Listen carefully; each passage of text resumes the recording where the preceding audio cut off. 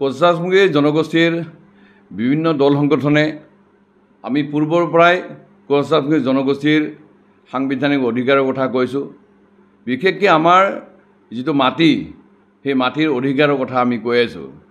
কিন্তু আমি দেখিছোঁ যে বৰ্তমান কেন্দ্ৰ আৰু ৰাজ্যত থকা চৰকাৰে কোচৰাজমুখীসকলক সাংবিধানিকভাৱে সুৰক্ষা দিয়াৰ ক্ষেত্ৰত আজি ব্যৰ্থ হৈছে, যাৰ ফলত আজি নামনি অসমৰ কোচৰাজমুখীসকলক আজি এটা বিশেষ সম্প্ৰদায়ৰ লোকে বিভিন্ন ধৰণৰ তেওঁলোকে অত্যাচাৰ কৰিবলৈ আৰম্ভ কৰিছে। শেহতীয়া আপোনালোকে জানে যে কোকৰাঝাৰ জিলা আৰু ধুবুৰী জিলাত কোচৰাজমুখী লোকৰ ওপৰত অত্যাচাৰ কৰা হ'ল। তেওঁলোকে ইমানেই সাহস পালে যে এতিয়া কোচৰাজমুখী কোচৰাজমুখী জনগোষ্ঠীৰ জাতীয় সংগঠনৰ নেতাক তেওঁলোকে আৰক্ষী থানাত গোচৰ দিবলৈ কাৰণে তেওঁলোকে সাহস পালে। আৰু আমি সেইকাৰণে অসমৰ মুখ্যমন্ত্ৰী ডক্টৰ হিমন্ত বিশ্ব শৰ্মাক আমি বাৰে বাৰে কৈ আছোঁ যে নামনি অসমৰ 4খন জিলাক সাঙুৰি যি কমতাপুৰ স্বায়ত্তশাসিত পৰিষদ গঠন কৰা হ'ল, এই স্বায়ত্তশাসিত পৰিষদৰ লগতে নামনি অসমৰ কোচৰাজমুখী জনগোষ্ঠীৰ মাটি যাতে আমাৰ সন্দেহজনক বাংলাদেশী বা বিদেশী আহি ক্ৰয় কৰি ইয়াত স্থায়ী বসবাস কৰিব নোৱাৰাৰ কাৰণে তাৰ কাৰণে আইন প্ৰণয়ন কৰিব লাগে।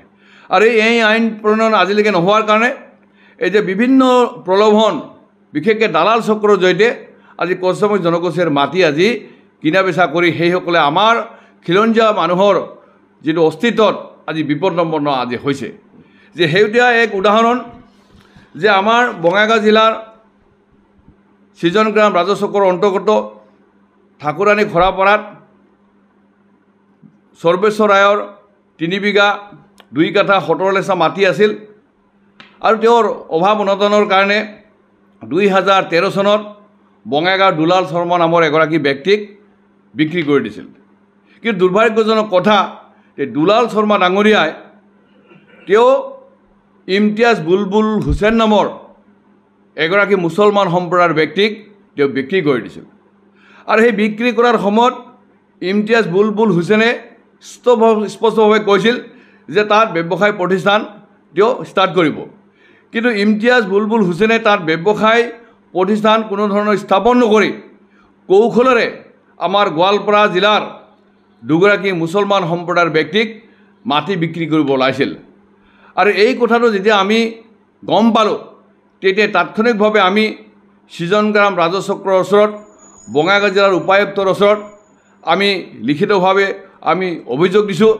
আৰু অনলাইনৰ জৰিয়তে মাটিটো যাতে বিক্ৰী কৰিব নোৱাৰে তাৰ কাৰণে আমি অবজেকশ্যন পত্ৰ আমি দিছিলোঁ।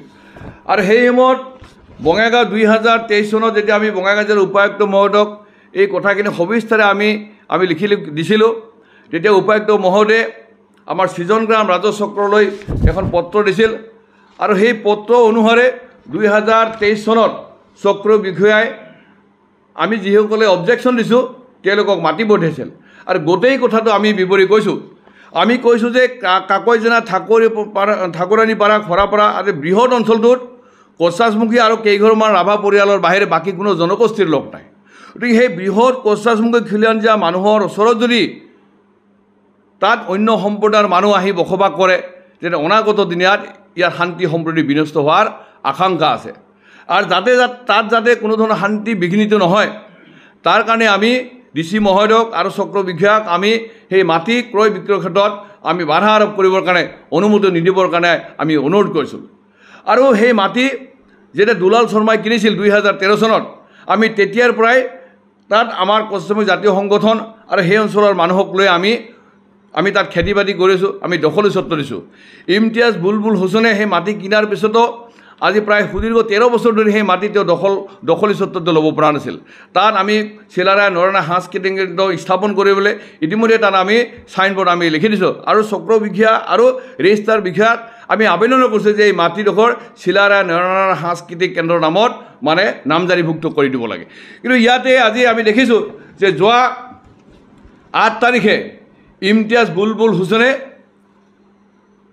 তেওঁ অধিবক্তাৰ জৰিয়তে আমাৰ উত্তল হালমাৰা আৰক্ষী থানাত আহি মোৰ বিৰুদ্ধে মোৰ সতীৰ্থ অমৃত ৰায়, কুশল ৰায় আৰু যি 3গৰাকী ব্যক্তি খেতি কৰি আছে তেখেতসকলৰ বিৰুদ্ধে আৰক্ষী থানাত গোচৰ কৰিছে।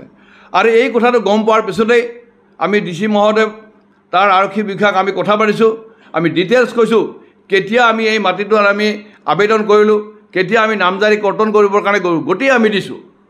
কিন্তু দেখা গ'ল যে আজি তেওঁলোকে ক'ত ইমান সাহস পালে। তেওঁলোকে আমাৰ জনগোষ্ঠীৰ ওপৰত আক্ৰমণ কৰিব দিন দুপৰতে, আমাৰ জাতীয় সংগঠনৰ নেতাক তেওঁলোকে আজি মানে আৰক্ষীত গোচৰ তুলিব, ইমান সদ সাহস কেনেকৈ পালে। গতিকে আমি জিলা প্ৰশাসন, আৰক্ষী প্ৰশাসন আৰু চক্ৰ বিষয়াক আমি অনুৰোধ কৰিছোঁ যে আপোনালোকে কোনো কাৰণতে ইমতিয়াজ বুলবুল হুছেইনে যি চক্ৰান্ত কৰি গোৱালপাৰা যে সন্দেহজনক বাংলাদেশীৰ ওচৰত মাটি বিক্ৰী কৰিব ওলাইছে, সেই মাটি যাতে বিক্ৰী কৰিব নোৱাৰে। আৰু যদি আমাৰ দাবী, আমাৰ অনুৰোধক যদি প্ৰত্যাখ্যান কৰি সেই সন্দেহজনক বাংলাদেশীৰ ওচৰত সেই মাটি মানে বিক্ৰী কৰে, তেতিয়াহ'লে ভৱিষ্যতে কিন্তু তাত শান্তি সম্প্ৰীতি বিঘ্নিত হোৱাৰ পূৰ্ণ সম্ভাৱনা আছে। আৰু তাৰ কাৰণে জিলা প্ৰশাসন, আৰক্ষী প্ৰশাসন দায়ী হ'ব, এই কথাটো স্পষ্ট কৰিলোঁ। আৰু আমি নিশ্চুপ হৈ নাথাকোঁ। খিলঞ্জীয়া কোচৰাজমুখী বা এই অঞ্চল খিলঞ্জীয়া মানুহৰ মানে ভৱিষ্যতত কোনোবাই আহি কুঠাৰাঘাত কৰিব খুজিব, আমাৰ অস্তিত্বত বিপদাপন্ন কৰিব, আৰু তাক আমি মানি ল'ম, কোনো কাৰণতে নহ'ব। সেইকাৰণে পুনৰবাৰ আমি জিলা প্ৰশাসন, আমি আৰক্ষী প্ৰশাসনক আমি অনুৰোধ কৰিছোঁ যে আমাৰ ওপৰত তেওঁলোকে যি আৰক্ষী থানাত গোচৰ কৰিছে, সেই গোচৰ যাতে কোনো কাৰণতে গোচৰ যাতে পঞ্জীয়ন নকৰে, তাৰ কাৰণে আমি আবেদন। আৰু যদি গোচৰ পঞ্জীয়ন কৰে, আমি দেখিম যে প্ৰশাসনো আচলতে আৰক্ষী প্ৰশাসনো ইমতিয়াজ বুলবুল হুছেইনৰ মানে সমৰ্থন আছে বা তেওঁলোকৰ হৈ কাম কৰিছে। গতিকে আমি এই কথাটো ৰাইজক অৱগত কৰিছোঁ যে আমি সেই জনগোষ্ঠীৰ আমি বিৰোধী নহয়, সেই জনগোষ্ঠীৰ আমি শত্ৰু নহয়। কিন্তু আমাৰ কোচৰাজমুখী আৰু খিলঞ্জীয়া মানুহৰ অধ্যুষিত অঞ্চলত কোনোবাই আহি অবৈধভাৱে মাটি দালাল কৰি কম দামত কিনি অধিক টকাত বিক্ৰী কৰিব, আৰু তাক আমি নিৰ্লিপ্ত হৈ থাকিম নিশ্চয়। আৰু ইয়াতে এটা দৃষ্টিগতভাৱে আমি কথা অনুজ্ঞাব বিচাৰিছোঁ, যিডোখৰ মাটি আজি ইমতিয়াজ বুলবুল হুছেইনে বিক্ৰী কৰিব খুজিছে বা উদ্যোগ প্ৰতিষ্ঠান কৰিব খুজিছোঁ, সেইটো আমাৰ কাকৈজানা অভয়াৰণ্য, য'ত সোণালী বান্দৰ আজি বিচৰণ ভূমি, তাত স্থাপন কৰিব খুজিছে। এইটো কেতিয়া হ'ব নোৱাৰে, কাৰণ তাত যদি উদ্যোগ স্থাপন হয় তেতিয়াহ'লে তাত পলিউশ্যন হোৱাটো স্বাভাৱিক কথা। আৰু যেতিয়াই তাত বায়ু প্ৰদূষণ হ'ব, সেই অঞ্চল প্ৰদূষণ হ'ব, তাত মানে দুষ্প্ৰাপ্য সোণালী বান্দৰ ক্ষয় ক্ষতি হ'ব। গতিকে সেই দুষ্প্ৰাপ্য সোণালী বান্দৰ যাতে বা সেই অঞ্চলত থকা জীৱকুলৰ যাতে কোনো ধৰণৰ ক্ষতিসাধন নহ'ব নোৱাৰে, তাৰ কাৰণে আমি সচেতনতাৰে সেই অঞ্চল কোনো ধৰণৰ উদ্যোগ প্ৰতিষ্ঠান হ'বলৈও আমি নিদিওঁ।